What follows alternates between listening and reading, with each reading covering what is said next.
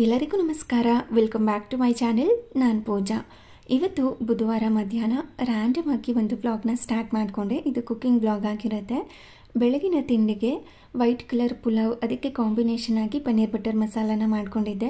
Normal ಆಗಿ ಪಲಾವ್ಗಳಿಗೆಲ್ಲ ಮೊಸರು ಬಜ್ಜಿ ಮತ್ತು ಚಟ್ನಿನ ಮಾಡ್ಕೊಂಡಿರ್ತೀವಲ್ವ, ಇದು ವೈಟ್ ಕಲರ್ ಪುಲಾವ್, ಜಾಸ್ತಿ ಖಾರ ಇರಲಿಲ್ಲ.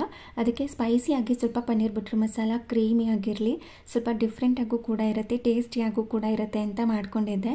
ಅದನ್ನು ಪೂಜಕ ಫುಡ್ ಇನ್ಸ್ಟಾಗ್ರಾಮ್ ಪೇಜಲ್ಲಿ ಹಾಕಿರ್ತೀನಿ, ಯಾರಿಗಾದರೂ ಇಂಟ್ರೆಸ್ಟ್ ಇದ್ದರೆ ಚೆಕ್ ಮಾಡಿ. ಇಲ್ಲಾಂದರೆ ಪೂಜಕ ಫುಡ್ ಯೂಟ್ಯೂಬ್ ಚಾನಲಲ್ಲೂ ಕೂಡ ಹಾಕಿರ್ತೀನಿ, ಬೇಕಿದ್ದರೆ ಚೆಕ್ ಮಾಡ್ಕೊಳ್ಳಿ. ಅದನ್ನು ರೀಲ್ಸ್ಗೋಸ್ಕರ ಅಂತಲೇ ಶೂಟ್ ಮಾಡ್ಕೊಂಡಿದ್ದು. ತುಂಬ ಅಂದರೆ ತುಂಬಾ ಟೇಸ್ಟಿಯಾಗಿ ಬಂದಿತ್ತು. ಅದಂತೂ ವೈಟ್ ಕಲರ್ ಪುಲಾವ್ ಅಂತೂ ತುಂಬಾ ಟೇಸ್ಟಿಯಾಗಿತ್ತು. ಪನ್ನೀರ್ ಬಟರ್ ಮಸಾಲ ಕೂಡ ತುಂಬ ಕ್ವಿಕ್ಕಾಗಿ ಮಾಡ್ಕೊಳ್ಳುವಂತಹ ರೆಸಿಪಿನ ಶೇರ್ ಮಾಡಿದ್ದೆ, ಅದು ಕೂಡ ಹಾಕಿರ್ತೀನಿ, ಚೆಕ್ ಮಾಡಿ. ಪನ್ನೀರ್ ಬಟರ್ ಮಸಾಲ ಮಾಡಿದ್ದೆ ಅಲ್ವಾ, ಅದೇ ಕೂಡ ಮಿಕ್ಕೊಂಡಿತ್ತು ಮಧ್ಯಾಹ್ನಕ್ಕೆ. ಅದಕ್ಕೇ ಇಲ್ಲಿ ಚಪಾತಿನ ಮಾಡ್ಕೋತಾ ಇದ್ದೀನಿ, ಅಂದರೆ ಫುಲ್ಕ ಥರ.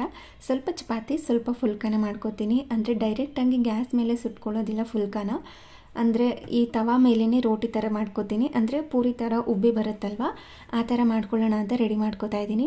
ನನಗೆ ಚಪಾತಿ ಮತ್ತು ನನ್ನ ಹಸ್ಬೆಂಡ್ಗೆ ವಿತೌಟ್ ಆಯಿಲ್ ರೋಟಿ ಮತ್ತು ಫುಲ್ಕ ಥರ ಇರುತ್ತಲ್ವ, ಆ ಥರ ಮಾಡ್ಕೊಡೋಣ ಅಂತ ರೆಡಿ ಮಾಡ್ಕೊಂಡಿದ್ದೆ. ಎರಡಕ್ಕೂ ಕೂಡ ಒಂದೇ ಹಿಟ್ಟು, ಎರಡಕ್ಕೂ ಸೇಮ್ ಒಂದೇ ಥರನೇ ಕಲಿಸೋದು, ಅದರಲ್ಲೇನೆ ಮಾಡ್ಕೊಳ್ಳೋಣ ಅಂತ ಲಟ್ಟಿಸ್ಕೊಂಡು ಮೊದಲು ನನಗೆ ಚಪಾತಿ ಮಾಡಿಕೊಂಡು ಅದಾದಮೇಲೆ ಅವರಿಗೆ ಫುಲ್ಕನ ಮಾಡಿಕೊಡೋದು.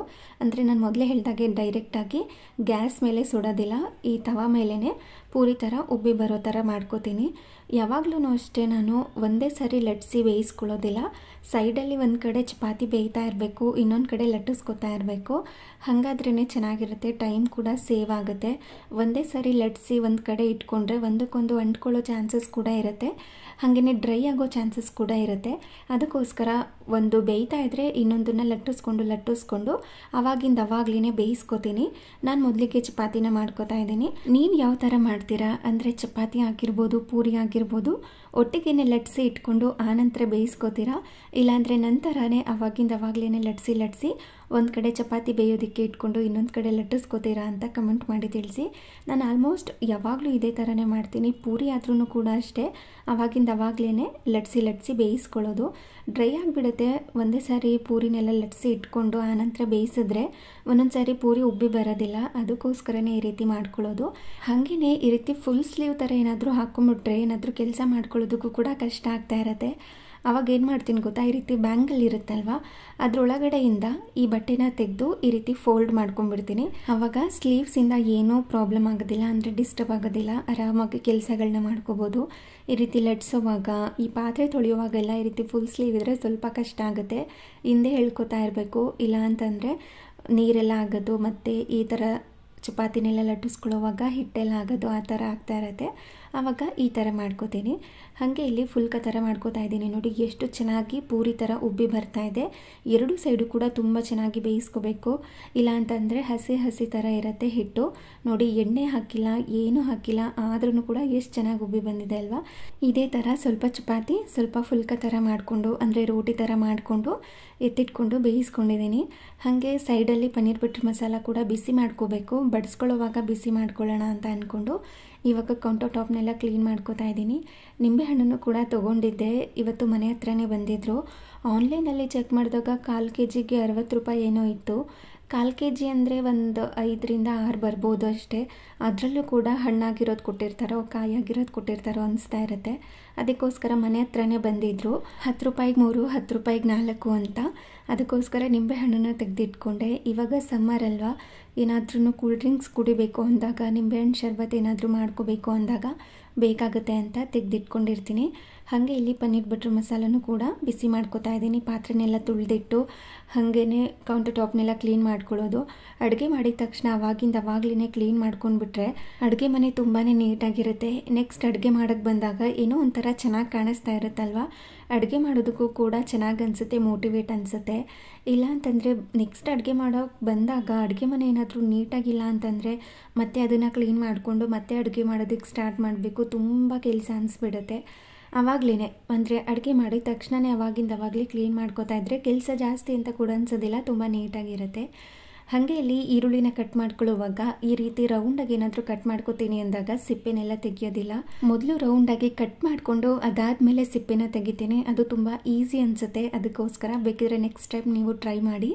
ಹಾಗೆ ಪನ್ನೀರ್ ಬಟರ್ ಮಸಾಲಾಗೆ ಸ್ವಲ್ಪ ನಿಂಬೆಹಣ್ಣು, ಸೈಡಲ್ಲಿ ಈರುಳ್ಳಿ ಇದ್ದರೆ ಚೆನ್ನಾಗಿರುತ್ತಲ್ವ, ಅದಕ್ಕೋಸ್ಕರ ನಿಂಬೆಹಣ್ಣನ್ನು ಕೂಡ ಕಟ್ ಮಾಡಿ ಎತ್ತಿಟ್ಕೊಂಡಿದ್ದೀನಿ. ತುಂಬ ಕ್ರೀಮಿಯಾಗಿ ತುಂಬ ಸಿಂಪಲ್ಲಾಗಿ ಮಾಡ್ಕೊಳ್ಳುವಂಥ ಪನ್ನೀರ್ ಬಟರ್ ಮಸಾಲ ಇದು. ಲಂಚ್ ಎಲ್ಲ ಮುಗಿಸ್ಕೊಂಡ್ವಿ.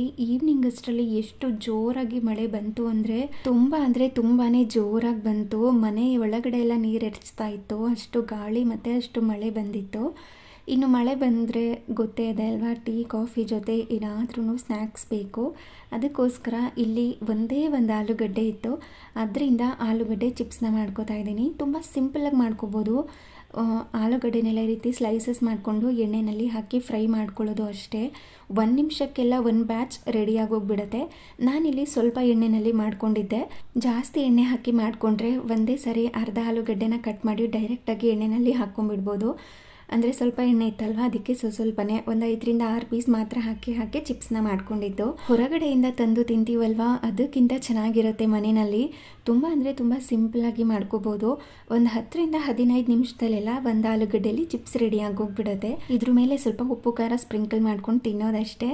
ಹೊರಗಡೆಯಿಂದ ತೊಗೊಂಡು ತಿನ್ಬೋದು. ಅವ್ರು ಯಾವ್ಯಾವ ಎಣ್ಣೆನಲ್ಲಿ ಮಾಡಿರ್ತಾರೋ ಅಂತ ಭಯ ಇರುತ್ತೆ ಕೆಲವರಿಗೆ. ಅಂದಾಗ ಈ ರೀತಿ ಮಾಡ್ಕೋಬೋದು. ಮಕ್ಕಳೇನಾದರೂ ಕೇಳಿದಾಗ ಇನ್ಸ್ಟೆಂಟಾಗಿಯೂ ಕೂಡ ಮಾಡಿಕೊಡ್ಬೋದು. ರೆಸಿಪಿ ಬೇಕು ಅಂದರೆ ಕಮೆಂಟ್ ಮಾಡಿ ತಿಳಿಸಿ, ನಾನು ಮುಂದಿನ ವೀಡಿಯೋಗಳಲ್ಲಿ ಶೇರ್ ಮಾಡ್ತೀನಿ. ಹಾಗೆ ಇಲ್ಲಿ ಸ್ವಲ್ಪ ಕಾಫಿ ಮಾಡ್ಕೊಳ್ಳೋದಕ್ಕೆ ಅಂತ ಹಾಲನ್ನು ಕಾಯಲಿಕ್ಕೆ ಇಟ್ಟಿದ್ದೆ. ಸ್ವಲ್ಪ ಒಡೆದೋಗೋ ಥರ ಅನ್ನಿಸ್ತು, ಅಂದರೆ ಹಾಲು ಒಡಿತಾ ಇತ್ತು. ಅದಕ್ಕೋಸ್ಕರ ಅದರಿಂದ ಕಾಫಿ ಮಾಡ್ಕೊಳ್ಳೋದು ಬೇಡ ಅಂತ ಇಲ್ಲಿ ಗಿಣ್ ಥರ ಮಾಡ್ಕೊಳ್ಳೋಣ ಅಂತ ರೆಡಿ ಮಾಡ್ಕೋತಾ ಇದ್ದೀವಿ. ನಮ್ಮ ಅತ್ತೆ ಇದನ್ನು ತುಂಬ ಚೆನ್ನಾಗಿ ಮಾಡ್ತಾರೆ, ಅಂದರೆ ಒಡೆದೋಗಿರುವಂಥ ಹಾಲಿಂದ. ಇದು ಪ್ರಾಪರ್ ಗಿಣ್ಣಲ್ಲ ಆಯಿತಾ, ಬರೀ ಹಾಲು ಒಡೆದೋಗಿತ್ತಲ್ವ, ಅದಕ್ಕೆ ಗಿಣ್ಗೆ ಹಾಕುವಂತಹ ಸ್ವಲ್ಪ ಪದಾರ್ಥವನ್ನೆಲ್ಲ ಹಾಕಿ ಮಾಡ್ಕೋತಾ ಇರೋದು. ಅದಕ್ಕೆ ಸ್ವಲ್ಪ ಸಣ್ಣ ರವೆ ಇರುತ್ತಲ್ವ, ಅದನ್ನು ಸ್ವಲ್ಪ ಬೆಚ್ಚಗೆ ಮಾಡಿಕೊಂಡು ಎತ್ತಿಟ್ಕೊಂಡಿದ್ದೀವಿ. ಹಾಗೆ ಸೈಡಲ್ಲಿ ಬೆಲ್ಲನೂ ಕೂಡ ನೀರನ್ನ ಹಾಕಿ ಕಾಯೋದಕ್ಕೆ ಇಟ್ಕೊಂಡಿದ್ದೀವಿ. ಡಸ್ಟ್ ಏನಾದರೂ ಇದ್ದರೆ ಶೋಧಿಸ್ಕೊಳ್ಳೋಣ ಅಂತ. ಬೆಲ್ಲ ತುಂಬಾ ಚೆನ್ನಾಗಿತ್ತು, ಡಸ್ಟ್ ಕೂಡ ಏನೂ ಇರಲಿಲ್ಲ, ಕಲ್ ಥರನೂ ಕೂಡ ಏನೂ ಇರಲಿಲ್ಲ. ಅದನ್ನೆಲ್ಲ ಕರಗಿಸ್ಕೊಂಡು ಇವಾಗ ಬೆಲ್ಲ ಕರಗಿದ ನಂತರ ಈ ಒಡೆದೋಗಿರ್ತಲ್ವ ಹಾಲು, ಅದನ್ನು ಇದ್ರೊಳಗಡೆ ಸೇರಿಸ್ಕೊಳ್ಳೋದು. ಪೂರ್ತಿ ಏನು ಒಡೆದೋಗಿರಲಿಲ್ಲ. ಹಾಲು ಕಾಯೋವಾಗ ಸ್ವಲ್ಪ ಲೈಟಾಗಿ ಸ್ಮೆಲ್ ಬರ್ತಾ ಇರುತ್ತೆ, ಹುಳಿ ಸ್ಮೆಲ್ಲು. ಆವಾಗ ಗೊತ್ತಾಗ್ಬಿಡುತ್ತೆ ಹಾಲು ಒಡಿತಾ ಇದೆ, ಚೆನ್ನಾಗಿರೋದಿಲ್ಲ ಅಂತ. ಆವಾಗ ಎತ್ತಿಟ್ಕೊಂಡ್ಬಿಟ್ಟಿರ್ತೀನಿ ನಾನು. ಬೇರೆ ಹಾಲಲ್ಲಿ ಕಾಫಿ ಮಾಡ್ಕೊಂಡಿದ್ದಾಯಿತು. ಇವಾಗ ಅದೇ ಹಾಲಿನ ಈ ಕಾದಿರುವಂಥ ಬೆಲ್ಲದ ನೀರು ಒಳಗಡೆ ಹಾಕಿ ಚೆನ್ನಾಗಿ ಮಿಕ್ಸ್ ಮಾಡ್ಕೋಬೇಕು. ಇದಕ್ಕೇನೆ ಸ್ವಲ್ಪ ರವೆನ ಸ್ವಲ್ಪ ಬೆಚ್ಚಗೆ ಮಾಡಿ ಇಟ್ಕೊಂಡಿದ್ವಿ ಅಲ್ವಾ, ಅದನ್ನು ಕೂಡ ಇದರೊಳಗಡೆ ಸೇರಿಸ್ಕೊಂಡಿದ್ದೀನಿ. ಅದಾದ ನಂತರ ಇದನ್ನು ಚೆನ್ನಾಗಿ ಹೀಗೇ ಮಿಕ್ಸ್ ಮಾಡಿಕೊಂಡು ಕುದಿಸ್ಕೋಬೇಕಾಗತ್ತೆ. ಕೊನೆಯಲ್ಲಿ ಸ್ವಲ್ಪ ಕಡಲೆನ ಪುಡಿ ಮಾಡಿಟ್ಕೊಂಡಿದ್ವಿ ಅಲ್ವಾ, ಅದನ್ನು ಇದರೊಳಗಡೆ ಸೇರಿಸ್ಕೋತಾ ಇದ್ದೀವಿ. ಡೈರೆಕ್ಟಾಗಿ ಮಿಕ್ಸಿನಲ್ಲಿ ಹಾಕಿ ಪೌಡರ್ ಮಾಡ್ಕೋಬೋದು. ಆ ರೀತಿ ಮಾಡಿಕೊಂಡ್ರೆ ಸ್ವಲ್ಪ ಫೈನ್ ಪೌಡರ್ ಆಗಿಬಿಡುತ್ತೆ. ಬಟ್ ಈ ಕಡಲೆ ಪುಡಿ ಸ್ವಲ್ಪ ತರಿಯಾಗಿ ಇರಬೇಕು. ಅದಕ್ಕೋಸ್ಕರ ಲಟ್ಟಣಿಗೆಯಿಂದನೇ ಈ ರೀತಿ ಕ್ರಷ್ ಮಾಡಿಕೊಂಡು ತರಿಯಾಗಿ ಮಾಡಿಟ್ಕೊಂಡು ಇದರೊಳಗಡೆ ಸೇರಿಸ್ಕೋತಾ ಇದ್ದೀವಿ. ಇದನ್ನು ಹಾಗೇ ಹಾಕಿದ್ರೆ ಗಂಟು ಬರುತ್ತೆ ಅಂತ ಅನಿಸಿದ್ರೆ ಸ್ವಲ್ಪ ನೀರಿಗೆ ಮಿಕ್ಸ್ ಮಾಡಿಕೊಂಡು, ಅಂದರೆ 1 ಗಂಟೆ ಇಲ್ದಂಗೆ ನೀರೊಳಗಡೆ ಹಾಕಿ ಮಿಕ್ಸ್ ಮಾಡಿಕೊಂಡು ಕೂಡ ಸೇರಿಸ್ಕೋಬೋದು. ನಮಗೆ ಡೈರೆಕ್ಟಾಗಿ ಹಾಕಿದ್ರೆ ಅಷ್ಟೊಂದು ಏನು ಗಂಟಾಗೋದಿಲ್ಲ ಅನಿಸುತ್ತೆ. ಸೊ ಹಾಗಾಗಿ ಡೈರೆಕ್ಟಾಗಿಯೇ ಹಾಕ್ಕೊಂಡಿದ್ದೀವಿ. ಇದನ್ನು ಈ ರೀತಿ ಚೆನ್ನಾಗಿ ಮಿಕ್ಸ್ ಮಾಡ್ಕೋಬೇಕು. ನಂತರ ಇದಕ್ಕೆ ಕುಟ್ಟಿ ಪುಡಿ ಮಾಡಿಟ್ಕೊಂಡಿರುವಂತಹ ಏಲಕ್ಕಿ ಪುಡಿ, ಸ್ವಲ್ಪ ಕೊಬ್ಬರಿ ತುರಿನ ತುರಿದು ಸೇರಿಸ್ಕೊಂಡಿದ್ದೀವಿ. ಬೇಕು ಅಂದರೆ ಫ್ರೆಶ್ ಆಗಿರುವಂಥ ತೆಂಗಿನಕಾಯಿನೂ ಕೂಡ ಹಾಕ್ಕೋಬೋದು, ಆದರೆ ನಾವಿಲ್ಲಿ ಕೊಬ್ಬರಿ ತುರಿನ ಹಾಕ್ಕೊಂಡ್ರೆ ಇನ್ನೂ ಟೇಸ್ಟಿಯಾಗಿರುತ್ತೆ ಅಂತ ಸೇರಿಸ್ಕೊಂಡಿದ್ದೀವಿ. ಇವಾಗ ಹಾಲನ್ನು ನೋಡ್ತಾ ಇರ್ಬೋದು, ರವೆ ಎಲ್ಲ ಹಾಕಿದ ಮೇಲೆ ಸ್ವಲ್ಪ ರವೆ ಥರ ಆಗಿರುತ್ತೆ. ಹಾಗೆ ಹಾಲು ಕೂಡ ತುಂಬ ಚೆನ್ನಾಗಿ ಉಳಿದಿರುತ್ತೆ ನೋಡಿ, ಒಂದು ಕಡೆ ಗಟ್ಟಿಯಾಗಿರೋ ಥರ ಈ ರೀತಿ ಗಿಣ್ಣು ರೆಡಿಯಾಗಿರುತ್ತೆ. ತುಂಬ ಅಂದರೆ ತುಂಬಾ ಟೇಸ್ಟಿಯಾಗಿರುತ್ತೆ.